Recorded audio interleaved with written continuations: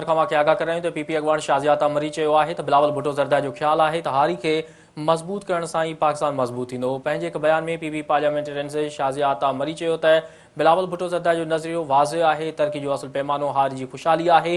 PP अगवान वधिक चयो तो बिलावल भुट्टो ज़रदारी हारियुनि सां गॾु आहे, वो बर वक्त ख़रीदारी ऐं मुनसिफ़ाननि अघनि जी हिमायत करे थो।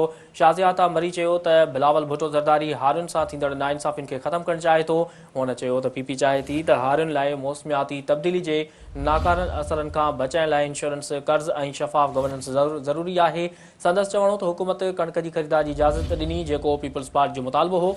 शाज़ियात अमरी चयो त कणक जी इमदादी अघ जी मंज़ूरी पीपल्स पार्टी जो मुतालबो हो। कणक जो इमदादी अघ 3500 बदिरां 4000 हुजे हा त उहो हारियुनि लाइ अञा बि बहितर हुजे हा। हीअ अहम ख़बर आहे जेका अव्हां सां शेयर करे रहिया आहियूं त पीपी अगवान शाज़ियात अमरी चयो आहे त बिलावल भुट्टो ज़रदारी जो ख्याल आहे त हारी खे मज़बूत करण सां ई पाकिस्तान मज़बूत थींदो।